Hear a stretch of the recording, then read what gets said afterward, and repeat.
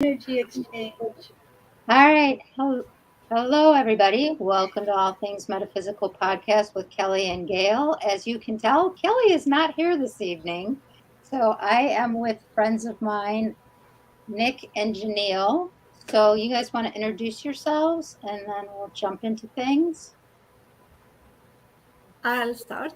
Okay. I'm I'm Nick. I'm an angel channeler, and I've been channeling, not channeling. I've been in contact with the angels, I think, all my life, but channeling the angels only for the last year.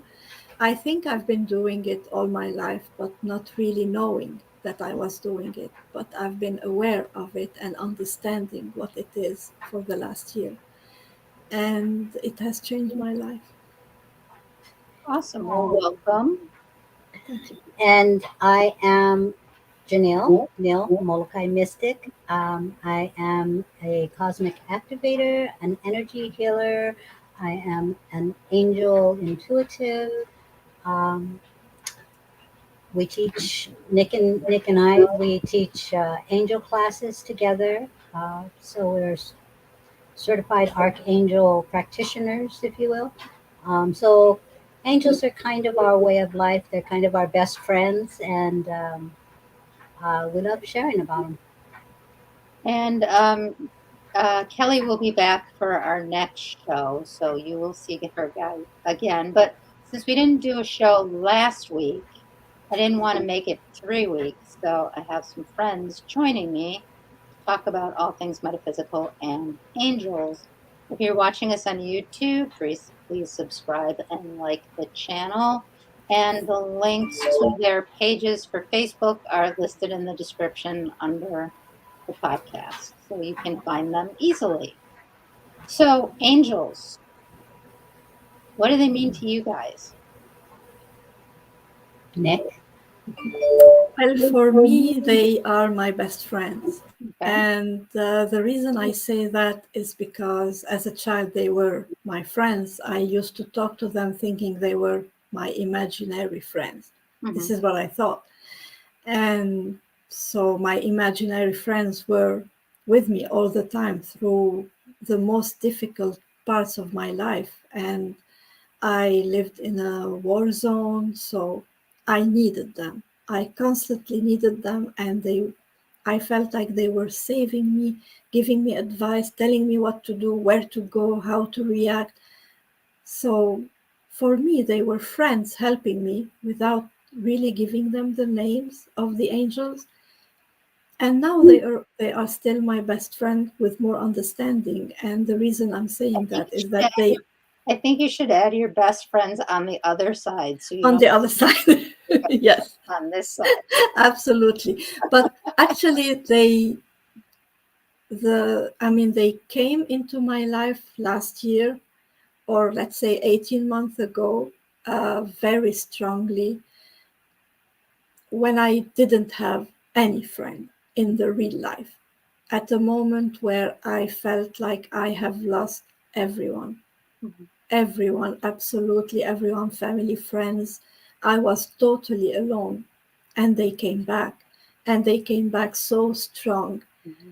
And I recognized them as my childhood imaginary friends. And like I was like, yay, I'm finding them back. But here they had names and energies, and I could feel their strength, their love, their support. And it was so great to get to know them on a different level, Mm-hmm. and they changed my life. Like, so for me, they, like you said, my best friend on the other side, but they brought in this on this side, let's say, an amazing group of friends too. So it opened so many doors to me. Mm-hmm. Neil, I'm going to ask you the same question, but before I do that, because we have some people watching us live, if you guys have any questions, please put them in the comments section and we will try and get to them in real time. so for me, it's interesting because whenever I get a new angel coming through and a different energy, and then I'm trying to figure out, okay, what is this like? And who is this representing? Whereas Nick really looks at them as her buddies, they're like big teddy bears that support her in her journey, or big elephants, I don't know. Um, but for me, um, I guess because I've been working with different energies all my life, Mhm. every time I get a new energy stepping forward, I'm like, oh crap, what am I getting into now? And then so for me, it's that celestial being that's presenting in a way that tells me, okay, you are on a new mission now, and I'm here to support you in this. And so I kind of have this thing where I'm like, mm, nah, you can wait over there a minute. And so I kind of put them on hold when I know I shouldn't, because I know I'm going to go there anyway. Mhm. Um, and I love that Nick can do like, she has a very personal relationship with them, and they have names and stuff.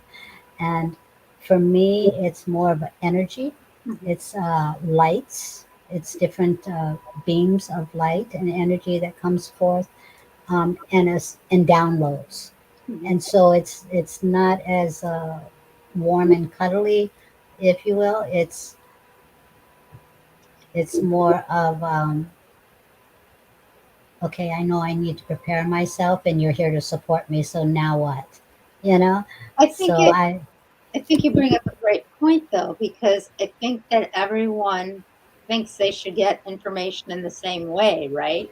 right. Like Nikki gets it completely different than you do, Janelle, and I get it completely different than you do. And so, but I think that that's an important thing to teach people, because when you hear people on the metaphysical path and they're talking about their connections, or they're talking about how they get messages, everyone else wants to get them the same way. Like, I don't know how many people have said to me, well, if you're struggling with this or having a hard time, how am I supposed to manage it? I'm like in kindergarten next to you. And I'm like, that's not true. It's just different. It's different. It's not Absolutely. levels, it's just different. No one is in kindergarten. We all just have different abilities and gifts. There's And I think one that if thing, but I was to try to receive the guidance the same way Nick does or you do, I would miss the guidance that's meant for me. And when we embrace how we receive, this is when we get the in depth messages that we really need for our journey. It's when we think that we are in a lower level of our journey. No, you're right where you're meant to be. You're receiving exactly how you're meant to receive.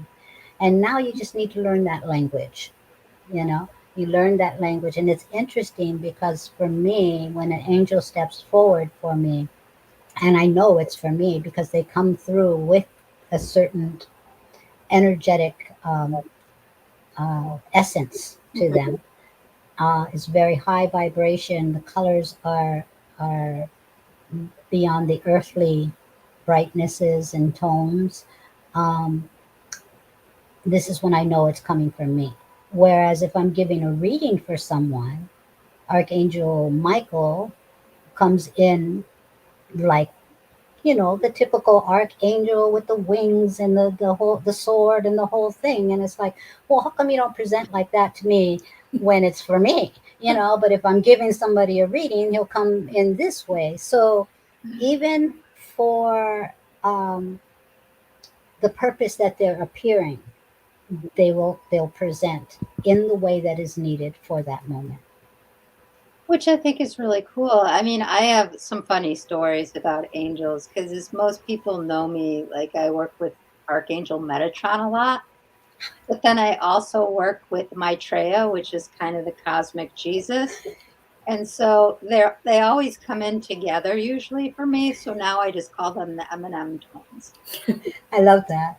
And And now they're it's, laughing because they're standing behind me because they think whenever I start talking about them together, they just start laughing. and Metatron, and Nick can testify to that. Metatron for me, when he comes in, he has been the most energetic angel that comes through. I mean, the energy that he presents for me is almost overwhelmingly high vibrational energy. And when he tries to come through, he's like, there is a part of me somehow that um, I feel like his energy is so strong. I feel like if I was to blend with it, I would explode. So there's this moment of energetic friction, if you It will. sounds My like energy you're and giving me all these messages for you right oh no, now. Do you want them? Do you not want them? I'm okay with Get, yeah. If you've got messages from Metatron or Eminem, uh, definitely send him this way. I Well, know. I mean, because they're there's like, you do this all the time. Why are you fighting with me? And well, I'm like, that's the well, I do point. have a choice. You You know. do have a choice, and the choice is you have to realize your own abilities and your own gifts, because once you do that, the vibration and the frequency won't seem so uneven to you. I know, but I always feel like they're taking my choice away. You know, it's like I sit So there and you just argue, and want I'm to be like, I do stubborn. have a choice. Yeah, it's the controller in me. It's that human side of me that you know. But Well, there's also the part, and I think that this is important to talk about, and please let me know how you guys feel about it, is that oftentimes there's a, I don't know what other word to use, there's a worthiness to it. mhm, Sometimes when you start getting visited by all these angels or ascended masters, it's like, am I worthy to like get these messages or to have this connection? yeah, And there's that not a, human part of it too. Well, there's some people who go the other way who become completely in their ego with it. I generally tend to be the like, oh my God, do you know who just came in today? That was like the coolest thing ever. So yeah, I think it just depends where your mindset is at. Because yeah. for I me, argue with them about that too. I'm like, you need to double check because I really don't think I'm the right person. But so it is that, and I love that you say, "Oh my God, guess who came through?" Because when we lose that awe and wonder and excitement about it, then um, we lose the magic. And I think it's so important to be in that awe and wonder, especially when we're experiencing collaborating with such divine sentient beings. You know, Nick, where are Yes. you on that? Where are you on that worthiness? Do you Yeah. struggle with that? For me, it's not about the worthiness that I'm struggling with, it's about self doubt. And the reason is what Gail was mentioning at the beginning is the comparison with others and how they receive their messages. Because I I tend to compare myself, and the way I receive messages is very, I would say, unique, although I'm saying unique and it's not unique. I say unique, it's because I don't know personally someone who told me that they are receiving the messages the way I am receiving them. And it's that I don't. That's it. I don't receive the messages in any way. They're just there. so you just have that always sense of knowing. Like if you Yeah, think about something, it just pops in and you just know. yeah, but I have no clue where it's coming from. Like, but in a way, I even know, for example, if you ask me, I wouldn't tell you, for example, this is coming from Archangel Metatron, except if you ask me, what angel gave you Mhm. this message? I would automatically tell you who is it. But me knowing prior to you asking, I wouldn't know. Well, because you don't. So, I mean, my take on that, if you want my humble opinion, is because yeah, you don't need to know. You trust the information. exactly. Yeah, but Even when you do readings and have questions, they want to know who it's from. You're just like, oh my God, so cool, more messages. This is really amazing. But the people that you're doing readings for, like, well, who was that? I want to know who gave you the message. So sometimes when I do readings, I'll say I'm working with a collective. So it's going to come from many different perspectives and many different voices, because sometimes it's hard to separate them all out as well. Yeah, yeah.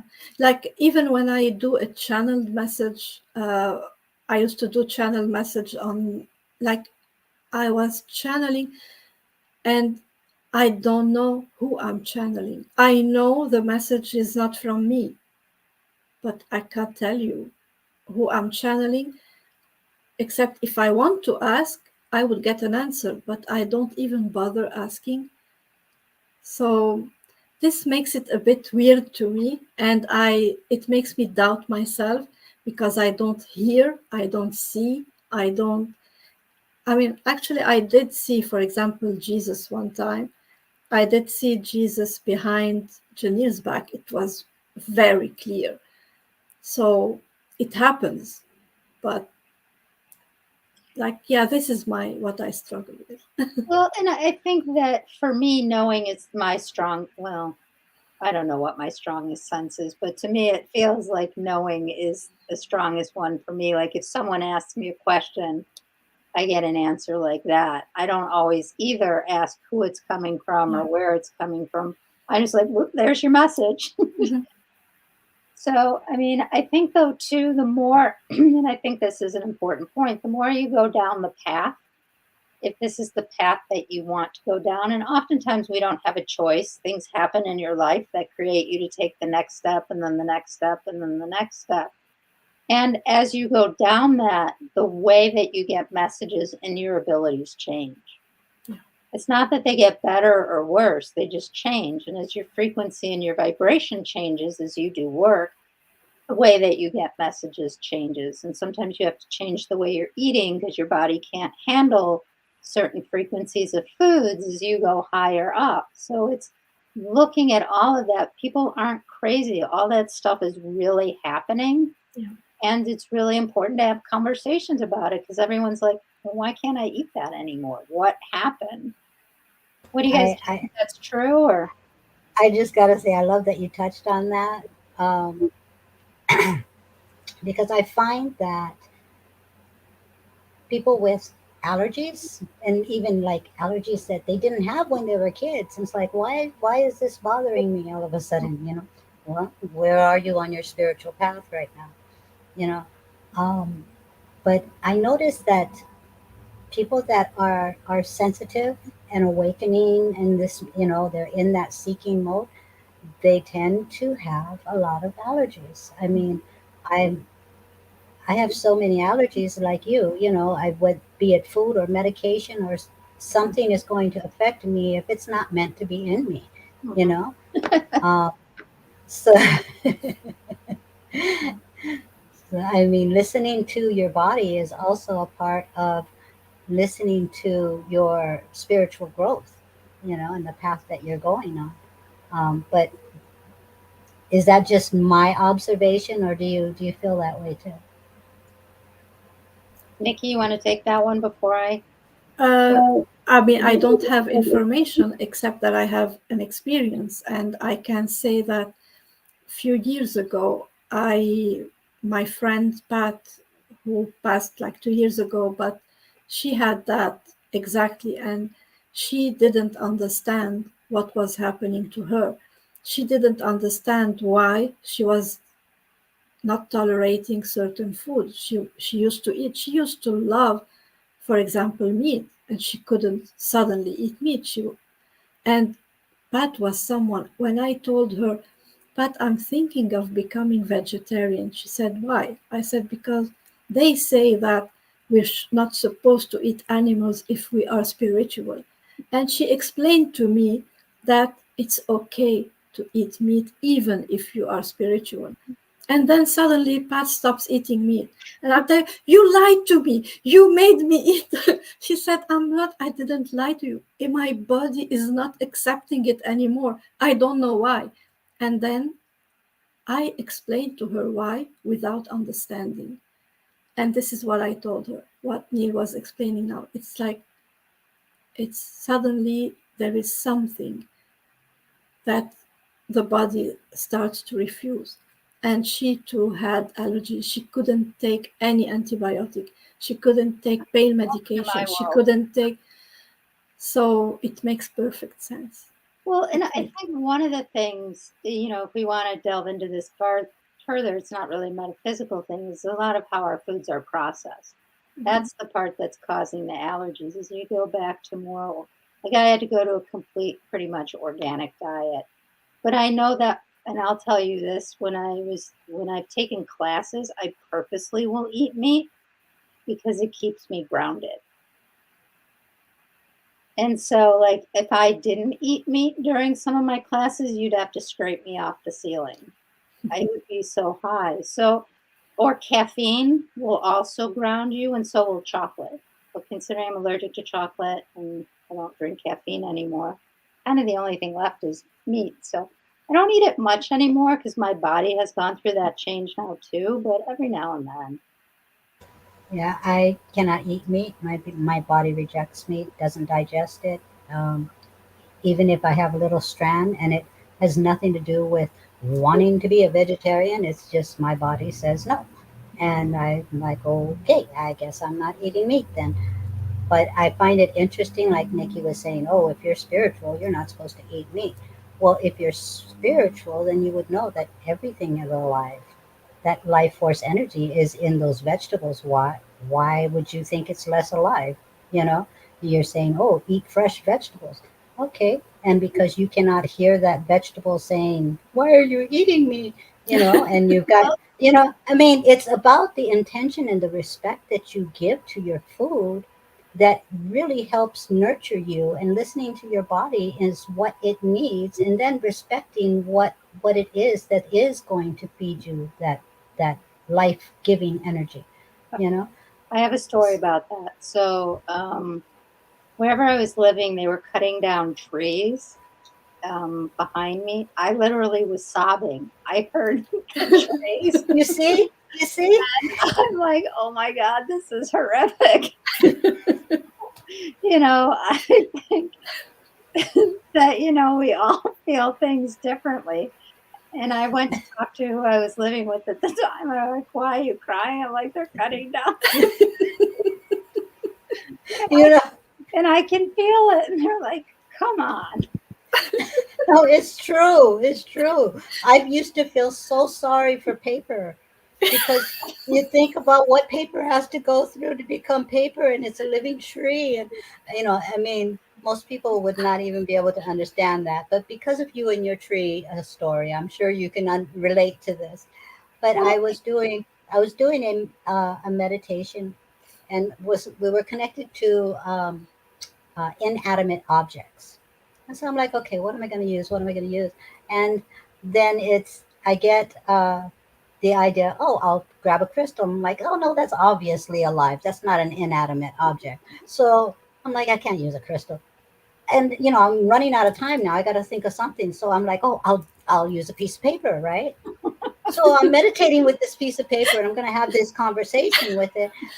And now my outlook on a piece of paper was a very painful experience. You cut the trees down, you grind them up, you mix them with chemicals and glue, and they get splattered out and cut. And I mean, and so, and now all of a sudden I am taken to the forest, and I'm talking to this tree, which, the paper's alive, people. And so I'm talking to this tree, and this tree tells me this beautiful story of how they are so humbled and honored to become something that supports humanity. When you think, and they went on to talk about the poets and the inventors, and everybody starts with putting their ideas on this paper, and the honor that the trees felt for being able to be that co-collaborator, if you will, with humans. And I never thought of it this way. And I always felt sorry. I felt the pain of all of that mushing up. And To have a tree tell me it was an honor to become a piece of paper, I was like, I know this is channeled because I would have never thought that. Well, and I think that that brings up the next thing that probably we should talk a little bit about is what does it mean to be an empath? Oh, God. What does it mean to feel? You know, and to like, I know, like, so during the COVID pandemic and the height of it, they were using the parking lot behind where I am, and I'm on the ninth floor, where hundreds of cars would come through every day to get tested. And like, and I would feel all the energy and I would feel all the stuff. I couldn't even go out on my balcony because I'm like, it was like just sitting, all this energy was sitting there. I had to rid the whole wall of windows in my house so that I could stay here and like not be in like fear all the time because I would just feel All of that. everything. Yeah, because that's what you were picking up from every person in every vehicle and everybody even considering going to that parking lot for these tests. Mm, You know, um, that overwhelming ability to feel others. Uh, if you are not able to have practices like you do, mm, with putting the grids by the windows and just making sure you're grounded and your area is maintained for your own energy. If one does not learn how to maintain and support their own energy, being an empath can feel like a curse. And it's just the opposite. It really is. It can be overwhelming if you're not aware of your own energy so that you can be aware of any other energy tapping you on the shoulder, you know? Um, and a lot of the people that I mentor, that's one of the first things we go through is understanding your own energy, because it can be so overwhelming. I remember yelling at God, why do I do this if I can't fix this? I mean, and what is it? And you think at a younger age, when you don't understand the gift behind it, that it's a curse. It's like you want to fix everybody so that you can feel better. It's not always about them. mhm. It's a very selfish endeavor because it's like we have a saying here in Hawaii. Thank you. Uh, what's the matter you, when someone asks you what's the matter you, and our response is, what's the matter me, what's the matter you, what's the matter? Okay, because it's what is their issue that is really causing me my issues, because their energy is coming in and stepping into my space, so I have to fix theirs. It's not like I'm being nice all the time, guys. It's not, I have a mean streak, I have a selfish streak, and sometimes I just need you to feel better, please. Okay. All right, so we're going to come back to this, but we did get a question is, can you expand on grids, please? So I love crystals, and I could open my own crystal store at this point. So one of the things I did to grid my space to keep all that energy from coming in is I alternated black tourmaline and selenite and some rose quartz across all the windows so that they were protected from the negative energy because that's the black tourmaline. The selenite was white light, and the rose quartz was all about love. So it was, so I have 3 rooms that all had windows facing the parking lot. So I did it across the floor in all 3 rooms.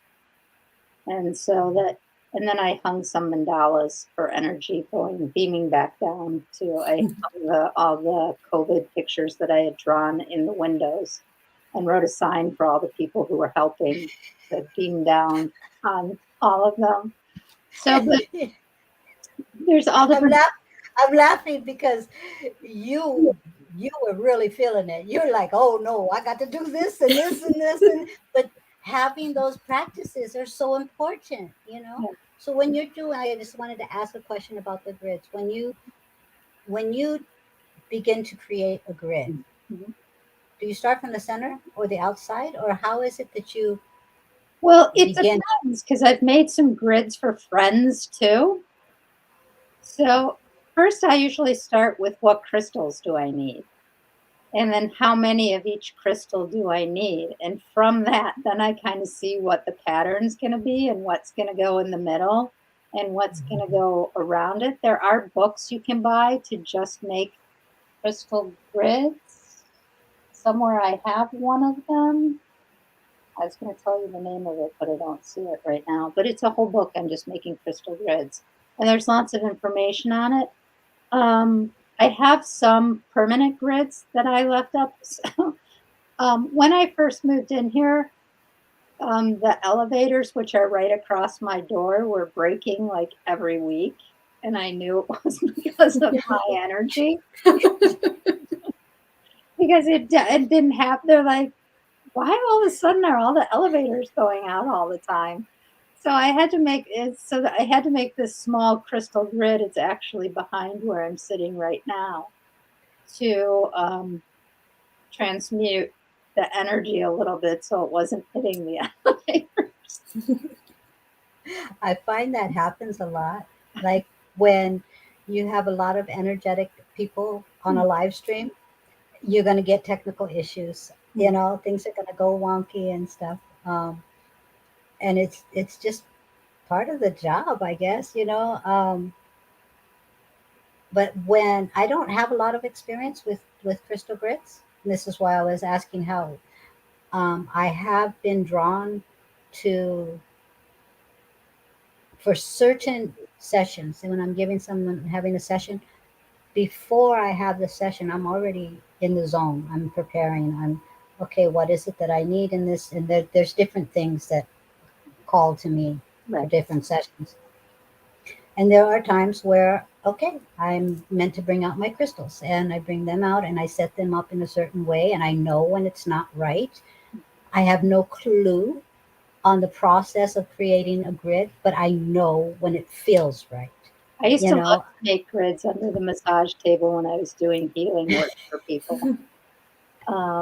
I also used all the energy discs that I made too and put those in grids and stuff like that. So, I think it's whatever calls to you to answer our viewers' question.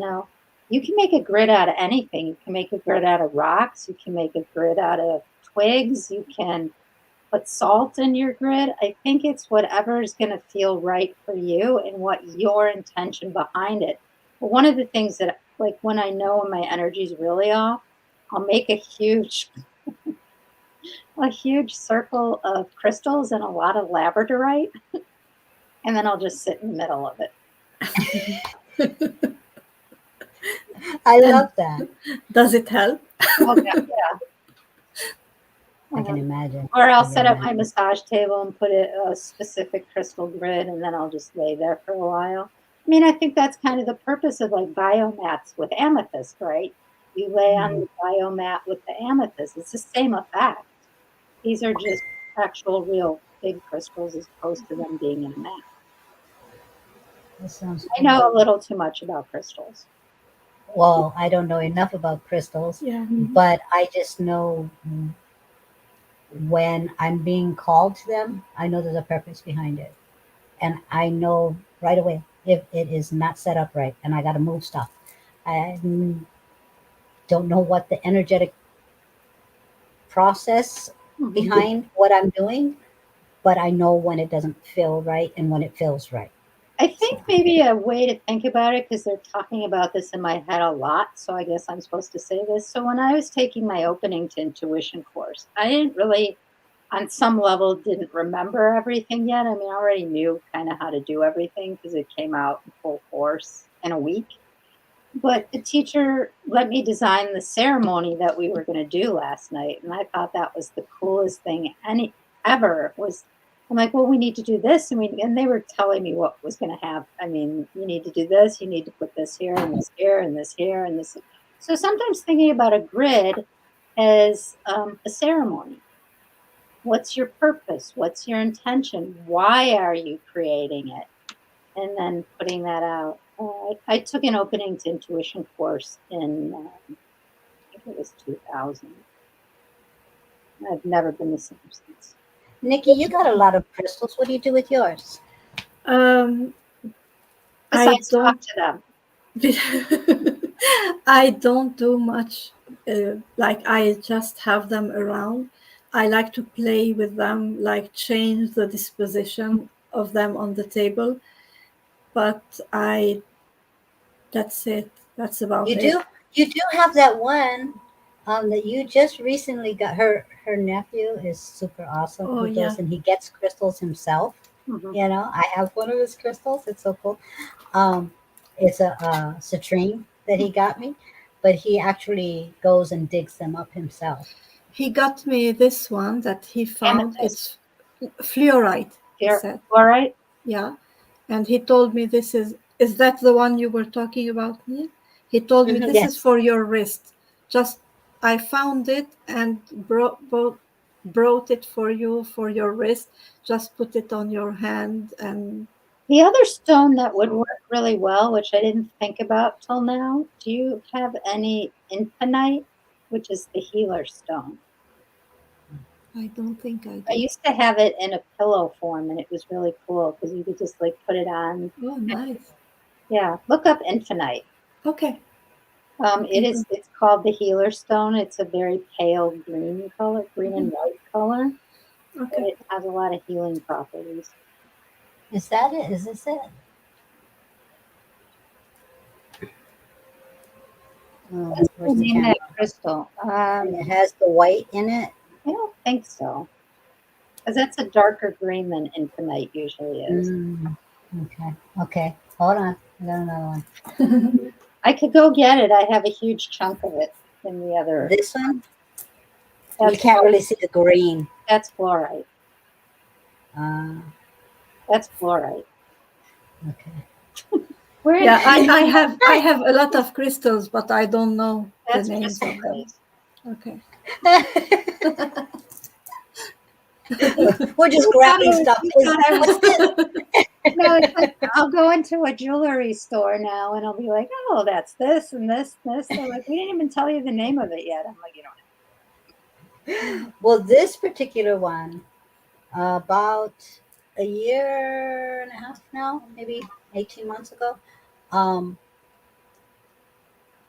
I had never worn this. I had never even pulled it out of my box. I loved it, but I'm not a big jewelry person, and it's a necklace and it's heavy, and I it was a gift.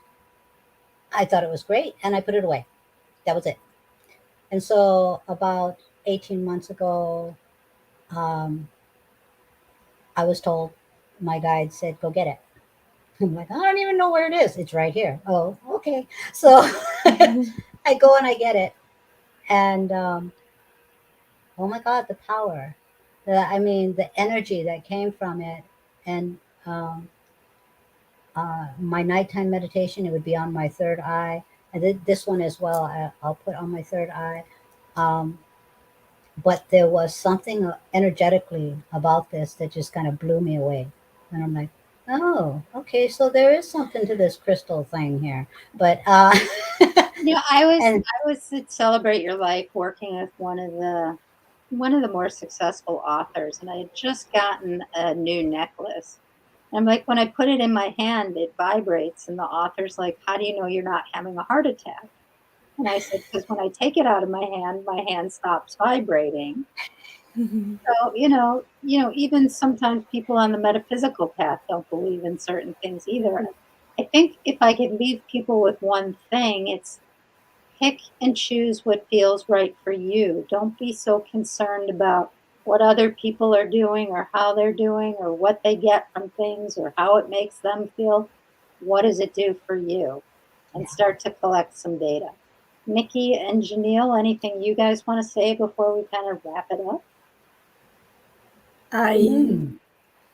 I enjoyed a lot talking to you, and I just want to add to what you said about like um, to trust and believe what resonates with you. I just felt like adding something that even if someone is like well known and famous and whatever, if they say or you hear something that doesn't feel right to you, it doesn't mean that it's wrong. It just means it's not right for you. You don't need to believe. It's not that if it's coming from someone who is known or famous, it means that you have to believe or it has to be true to you. So just wanted to add this because I was like that, and for a very long time I would like, yes, but this person who has books said that, so I need to believe in it. So no, you just take what is true to you, doesn't mean to be true to others, and same applies. Like you just take what resonates. So Yeah, I love that. And as for me, I just want to say thank you, Gail. It's always a blast to hang out with you.